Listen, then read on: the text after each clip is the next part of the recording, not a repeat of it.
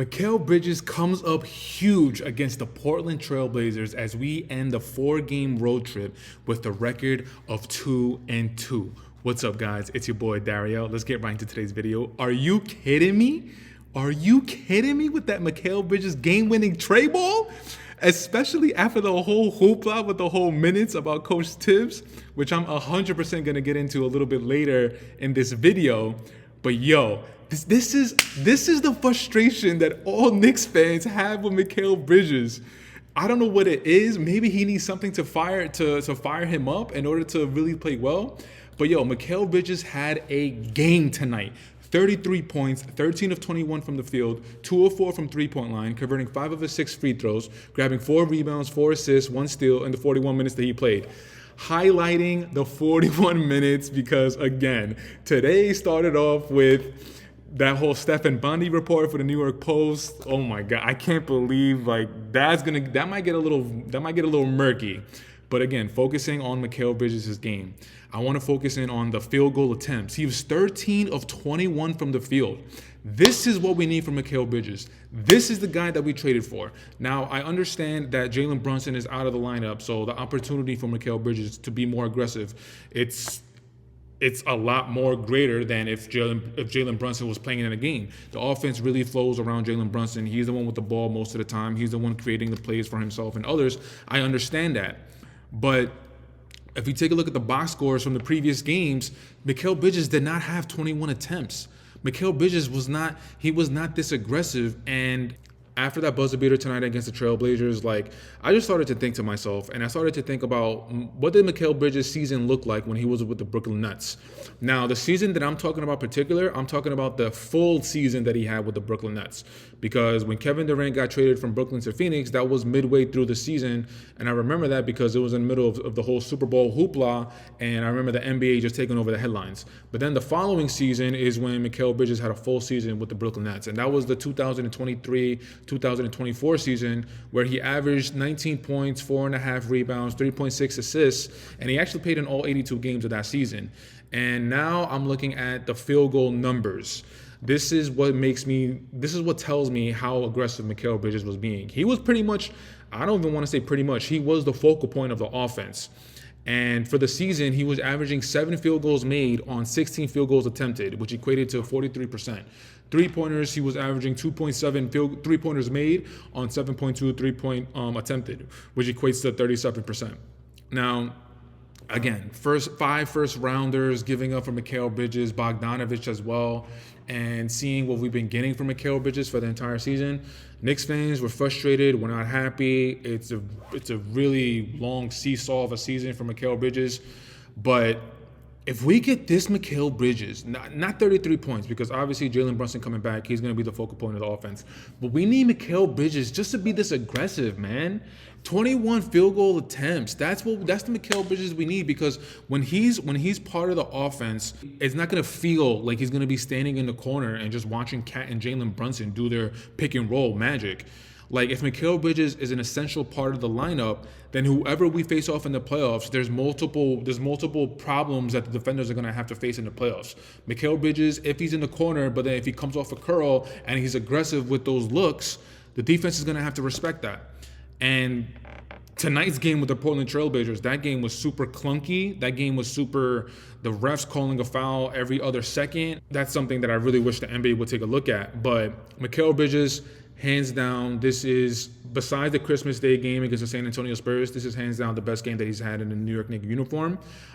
Besides Mikal, we had OG Anunoby for 23 points, 8 of 20 from the field, 3 of 8 from three-point line, 4 of 6 from the free throw line, grabbing 7 rebounds with 3 assists, with 1 steal, with 1 block in the 43 minutes that he played.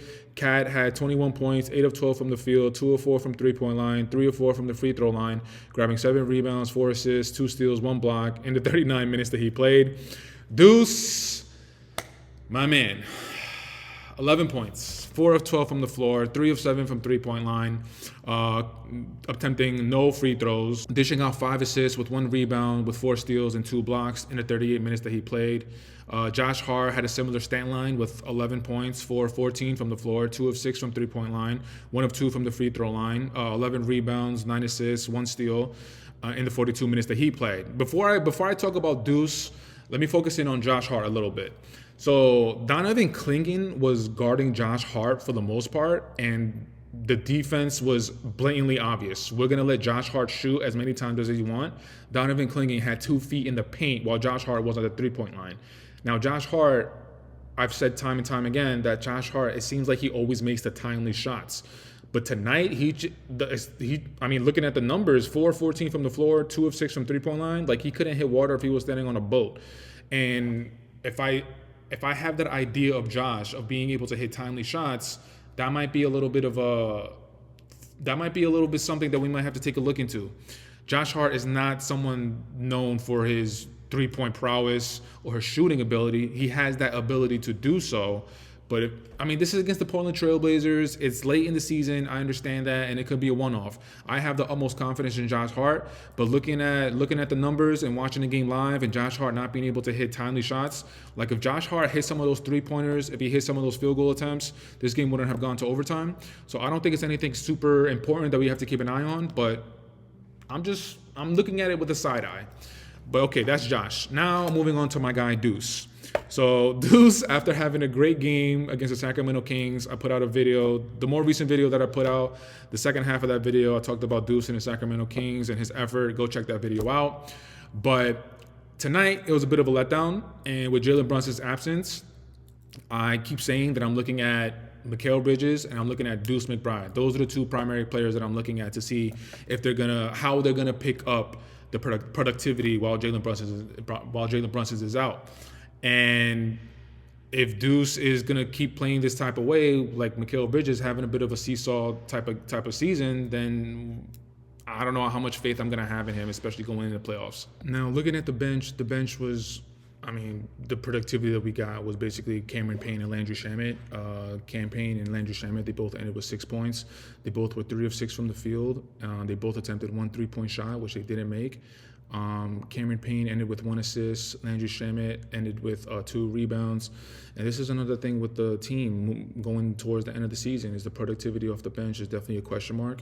But as far as tonight's game, the W over the Portland Trailblazers, gritty win. I definitely would have liked to seen it not go to overtime, but as long as we got that win in Portland, that's definitely a W.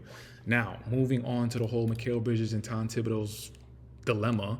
Like I said earlier in the video, woke up to seeing some quotes from Stephen Bonnie from New York Post, putting up the report that he had a conversation with Mikal Bridges. Mikal Bridges goes on to talk about the minutes that Coach Thibs plays his players. Sometimes it's not fun on the body. You want that as a coach, but also talk to him a little bit, knowing that we've got a good enough team where our bench guys can come in and we don't need to play 48 minutes. That was Mikal Bridges' side of the interview. And then we have Coach Thibs in the pre-game press conference basically saying that him and Mikal Bridges never had a conversation regarding the minutes. Now, listen, this whole thing could get really murky, but Mikal Bridges hitting that game-winning shot earlier tonight is the perfect response to Coach Thibs. But man, it's just, I don't know. I don't like seeing all this stuff plastered all over the newspaper. It's New York, so it's one of the biggest media markets in the world, so I understand that.